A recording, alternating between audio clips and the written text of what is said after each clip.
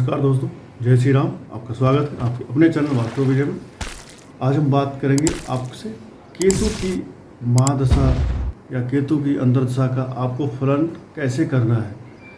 जैसा कि अभी हमारी सीरीज चल रही है राहु केतु के बारे में ही, पीछे आपने दोनों के ज्वाइंट रिजल्ट देखे। अब उसके बाद आपने देखा राहु का कैसे हमें फलन करना है आपकी कुंडली में। अब हम बात करेंगे केतु की।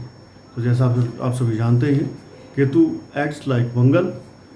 केतु अर्थात हमारे मंदिरों की ध्वजा, झंडा, हमारा झंडा, हमारी बुलंदी, ये केतु से देखा जाता है। और केतु के पास क्योंकि गर्दन के नीचे वाला हिस्सा होता है, केतु के पास सर नहीं होता है, केतु के पास दिमाग नहीं होता है, तो केतु वही करते हैं जो राहु की इमेजिनेशन में चलता है। ठीक है, तो केतु की हम अगर देखें तो केतु एक ऐसे प्लैनेट है जिनको ज़्यादातर आदमी इग्नोर करता है, बट इग्नोर नहीं करना चाहिए। जहाँ आपने इनको इग्नोर किया वहीं आपने अपने जीवन का जो ग्राफ है वो डाउन कर लिया। अब आपका ग्राफ ऊपर तभी जाएगा जब आप केतु को मानेंगे और इनको मनाएंगे और इनको अच्छा रखेंगे। So let's start today's topic, Ketu. अब अगर केतु की महादशा में केतु की ही अंतर्दशा चल रही हो तो क्या होगा। केतु अगर आपकी कुंडली में अच्छे हैं, मजबूत हैं, बलवान हैं, उच्च के हैं, केंद्र में हैं, त्रिकोण में हैं, तो ये अच्छा फल देंगे। केतु की महादशा में केतु की अंतर्दशा हो और केतु अगर लग्नेश के साथ या नौमेश के साथ या दशमेश के साथ संबंध बनाए या चतुर्थेश के साथ हो, तो इस अंतर्दशा में इंसान को धन, धान्य, पुत्र, धन, वैभव, सुख, संपदा सब चीज़ें देके जाते हैं केतु महाराज।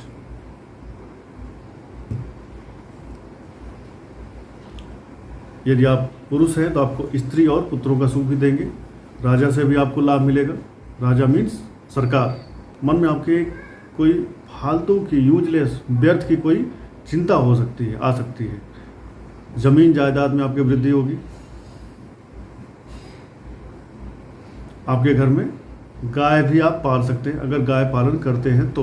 अगर यही केतु नीच हैं, अस्त हैं, 8वें या 12वें भाव में बैठे हुए हैं तो आपको हृदय रोग, जन की हानि, धन की हानि और पशु की हानि आपको दे सकते हैं।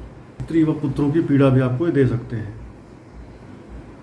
इस दौरान आपके मन में चंचलता आ जाएगी। अगर केतु का संबंध आपकी कुंडली में दूसरे और 7वें भाव से बन रहा है तो इंसान को क्या चाहिए, दुर्गा का पाठ या महामृत्युंजय मंत्र का इंसान को जप करना चाहिए।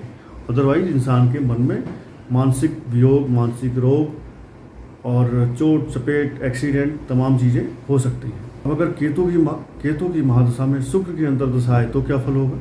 अगेन वही फार्मूला याद रखना है। केतु अगर महादशा में आ गए और शुक्र केंद्र में है, त्रिकोण में है, उच्च के हैं, मजबूत हैं, स्वक्षेत्रीय हैं, मित्र क्षेत्रीय हैं, तो ये अच्छा फल देंगे। मंत्री, सरकार आपसे प्रसन्न रहेगी। सुख, सौभाग्य, धन, वैभव, संपदा आपको मिलेगा। अच्छा खाना, अच्छे कपड़े आपको मिलेंगे। आपके घर में सुख, समृद्धि, सुख के साधन, ऐश्वर्य के साधन बढ़ेंगे। अचानक धन की प्राप्ति होगी। संतान नहीं है तो संतान होगी। शादी नहीं हुई है तो शादी हो जाएगी। दूर के तीर्थ, जैसे अगर आप नॉर्थ वाले हैं तो आपको रामेश्वरम जाना हो या आपको कन्याकुमारी में कोई तीर्थ में जाना हो, तो ये सारे आपके दूर के तीर्थ हुए। तो आपको किसी दूर के तीर्थ की यात्रा भी करनी पड़ेगी इस दौरान। शुक्र और केतु और शुक्र में मिल सकती है, जागीर मिल सकती है, कोई इनहेरेंट प्रॉपर्टी मिल सकती है आपके पूर्वजों की या आपके ससुराल की। अगर केतु से आपका शुक्र तीसरे या 11वें भाव में बैठा हुआ है तो आपको क्या मिलेगा, आपको शारीरिक सुख मिलेगा। आपको आपके घर में धन वृद्धि होगी, खान पान में आपको सुख मिलेगा। रथ मिल सकता है। अब पहले रथ मिलता था, अब तो रथ होता नहीं, अब तो होता है 4 व्हीलर। तो आपको कोई 4 व्हीलर कार आपको नहीं थी तो मिल जाएगी। अगर पहले से थी तो इससे बड़ी कार आपको मिलेगी, खरीद लेंगे आप, इस लायक आप बन पाएंगे।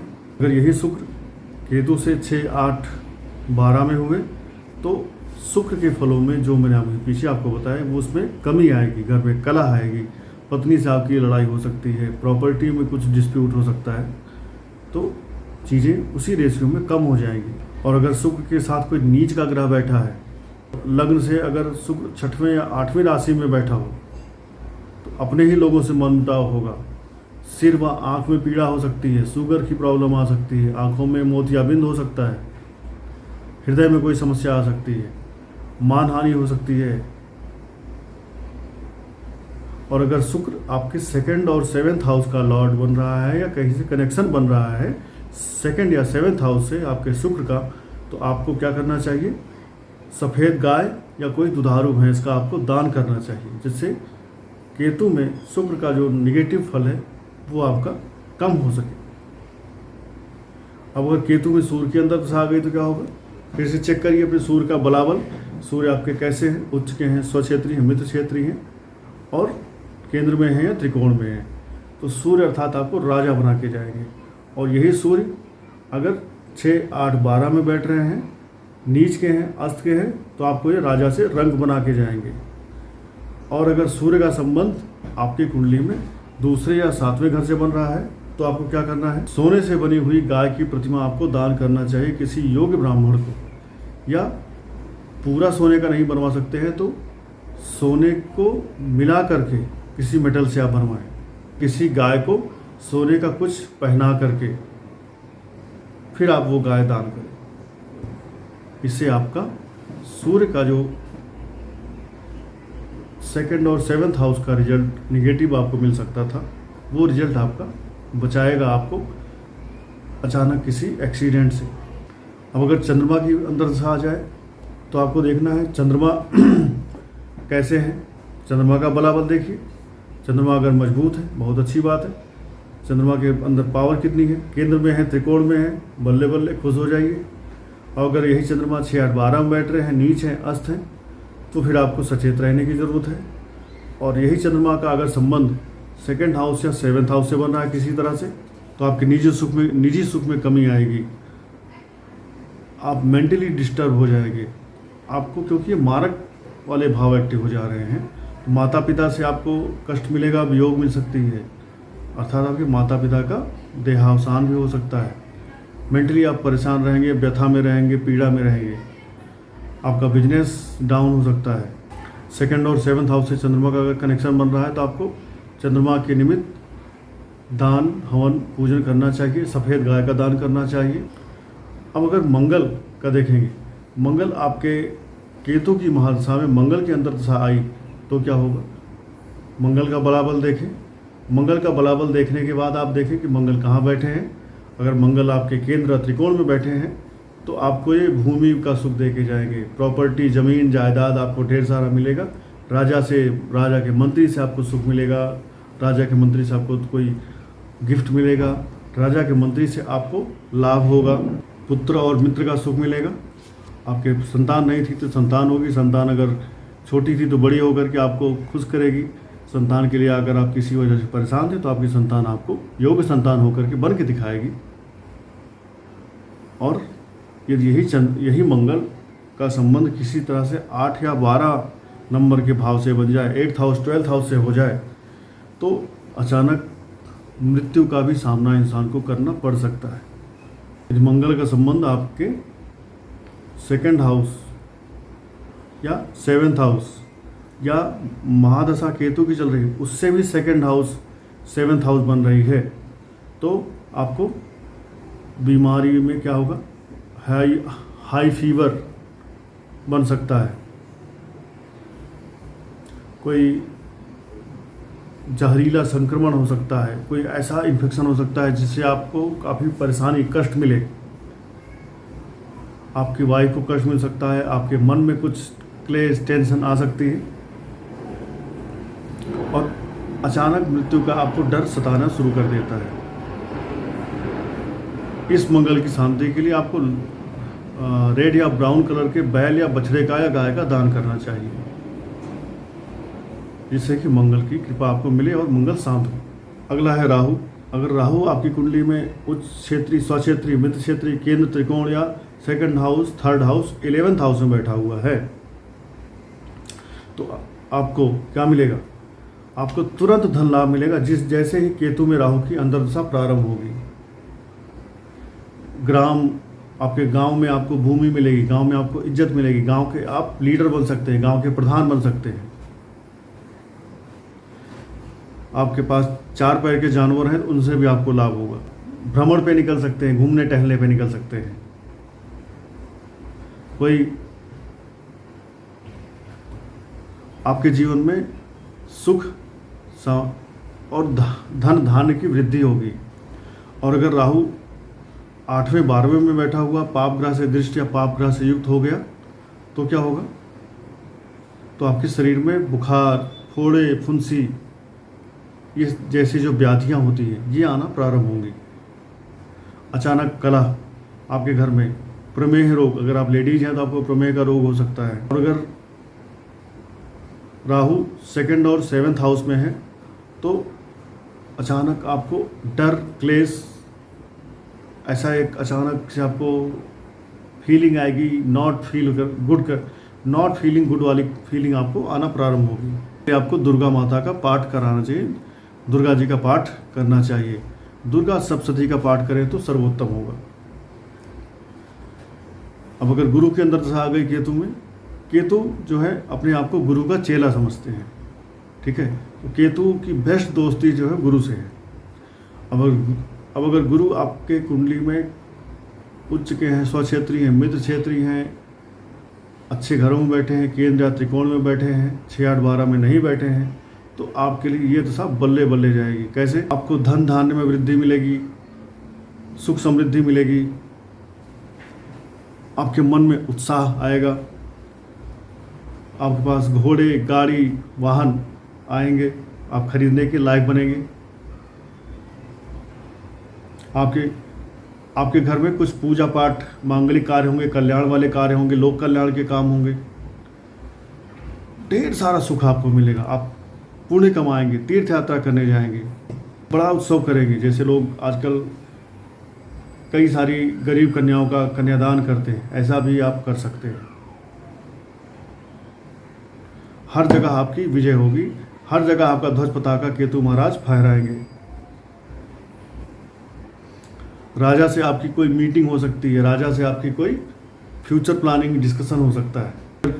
यही गुरुदेव बृहस्पति का संबंध आपके कुंडली के 6, 8, 12 भाव से हो गया तो चोरी का डर, मान सम्मान जाने का डर, अपयश का डर, धन धान्य की चोरी होना, धन धान्य की हानि होना, पुत्र और स्त्री का वियोग,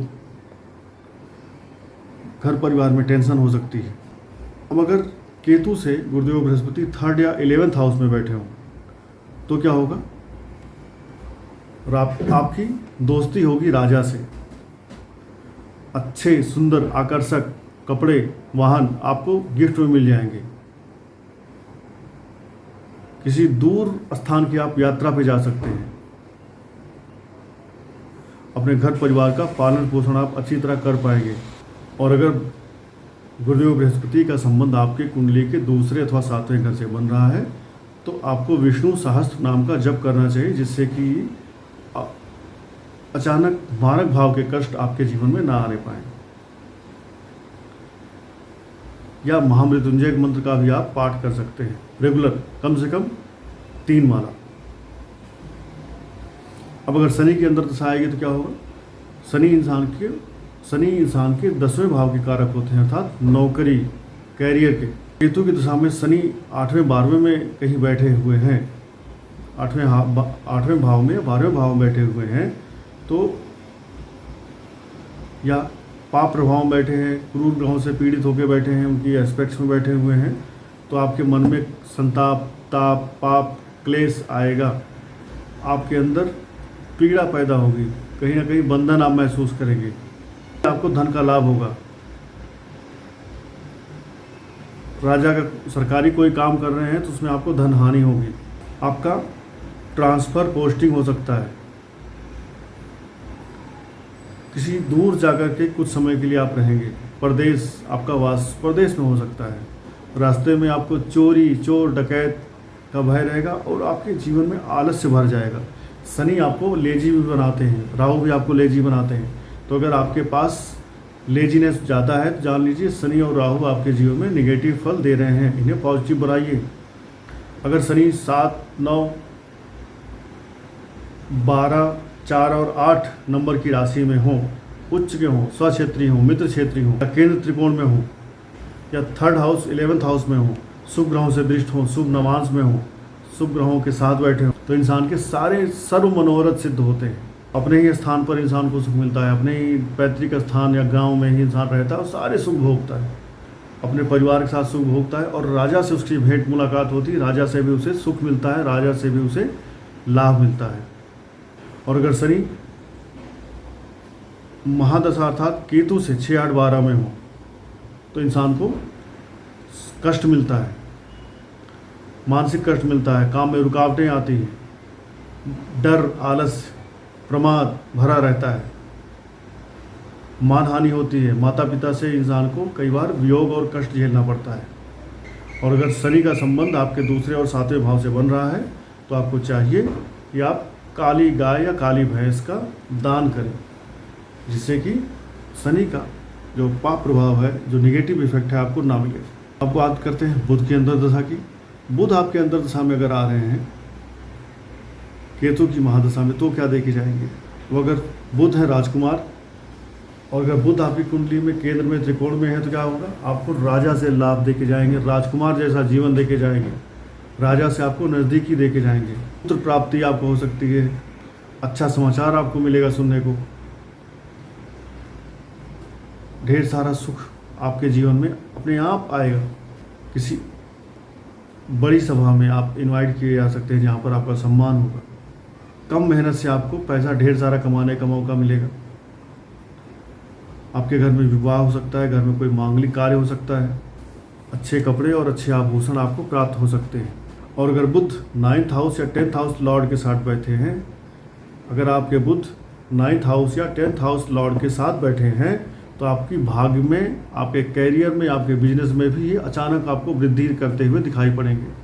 पढ़े लिखे लोगों के साथ आपको रहने का मौका मिलेगा। अगर बुध 6, 8, 12 भाव में शनि, राहु, मंगल जैसे ग्रहों के साथ या दृष्ट हुए तो सरकारी लोगों के साथ आपका विरोध होगा, आप उनसे सामंजस्य नहीं बैठा पाएंगे। हो सकता है आपको किसी दूसरे के घर में जाके रहना पड़े।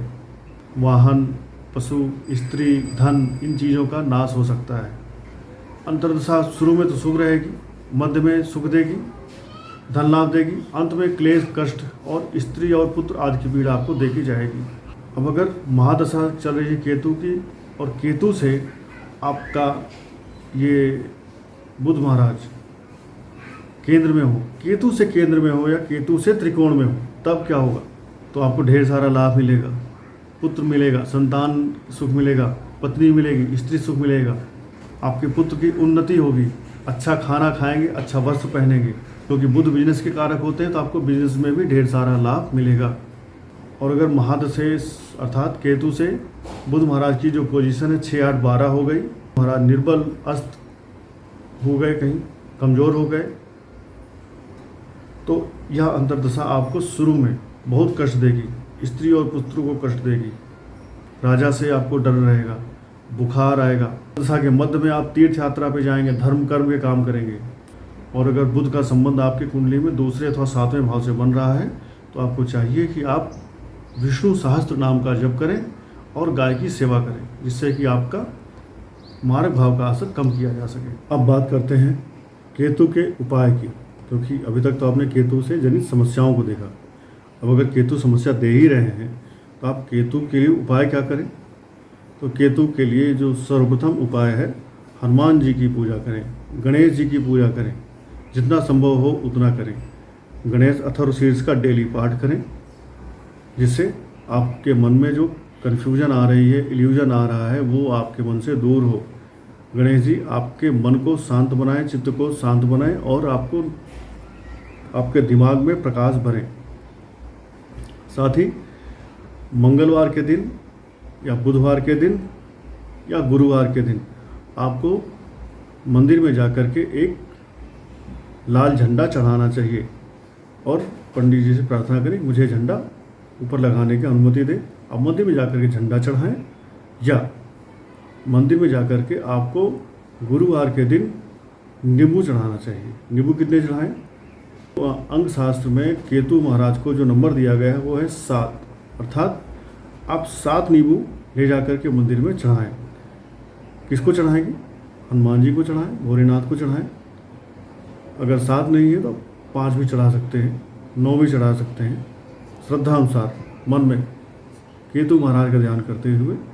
और कभी भी मंदिर के आप पास से गुजर रहे हैं, आपको कहीं झंडा दिखे तो उस झंडे को प्रणाम करें। ये समझें कि आप केतु महाराज को प्रणाम कर रहे हैं, ना कि किसी झंडे को, क्योंकि झंडा उन्हीं का एक रूप है। प्लस राहु को बैलेंस करेंगे, केतु अपने आप बैलेंस हो जाएगा। तो आपको हनुमान जी की, गणेश जी की पूजा करनी है, आपको कर्म अच्छे करने हैं। केतु आपके लिए 2 रंग के जो कुत्ते होते हैं वो भी केतु होते हैं। 2 रंग के आवारा कुत्तों की सेवा करें, उनसे भी आपके केतु प्रसन्न होंगे। और मंदिर में जा कर के 2 रंग का कंबल दान करके आएँ, और दान करें तो सेल्फी लेकर के फ़ोटो ना खिंचवाएं, चुपचाप जाएं, कोई देखे कोई ना देखे, ऐसा आप दान करके मंदिर में आएँ, जिससे आपके केतु प्रसन्न हो। सर्दियों में जितने आप गरीब लोगों को 2 रंग का कंबल दान कर सकते हैं, उतने लोगों को 2 रंग का कंबल दान करें। और केतु होते हैं आपके चेक वाली शर्ट, चेक वाले कपड़े। अगर आपको केतु परेशान कर रहे हैं तो आपको चेक वाले शर्ट नहीं पहनने चाहिए, अवॉइड करें। राहु परेशान कर रहे हैं तो नीले काले शर्ट नहीं पहनने चाहिए। नीले कलर के पर्दे घर में नहीं लगाने चाहिए अगर राहु परेशान कर रहे हैं तो। और अगर केतु परेशान कर रहे हैं तो आपको 2 कलर के कपड़े, 2 कलर के पैटर्न के पर्दे घर में नहीं लगाने चाहिए। केतु का जो स्थान होता है आपके घर में, जो ब्रह्म स्थान है, इसको दिया गया है केतु को। तो अपने घर के ब्रह्म स्थान को साफ सुथरा रखें, ब्रह्म स्थान में गंदगी ना रखें। ब्रह्म स्थान में डेली आपको दूध में थोड़ा सा गंगाजल और थोड़ा सा केसर मिला करके छिड़कें, पूरे घर में छिड़कें और ब्रह्म स्थान में भी छिड़कें, जिससे आपका ब्रह्म स्थान रेक्टिफाई हो जाएगा। केतु होते हैं आपके घर के दरवाजे।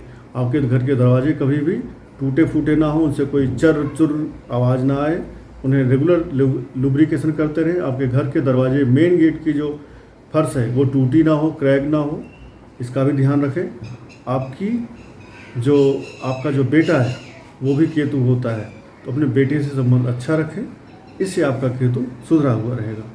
आई होप आप सबको ये प्रोग्राम, ये वीडियो अच्छा लगा होगा। मेरा प्रयास आपको जो आप चाहते हैं राहु केतु से जुड़ा हुआ नॉलेज लेना, वो नॉलेज आपको मैं दे पाया हूँ। और अगर ऐसा है तो आप मेरे वीडियो को लाइक करें, सब्सक्राइब करें हमारे चैनल को, आपका ही चैनल है। और इस वीडियो को अपने दोस्तों मित्रों में भी शेयर करें, सो दैट उन्हें भी राहु केतु से जुड़ी हुई चीज़ें जानने को मिले और वो भी अपने जीवन में राहु केतु के कष्टों से बाहर निकल पाएँ। धन्यवाद। जय श्री राम। हर हर महादेव।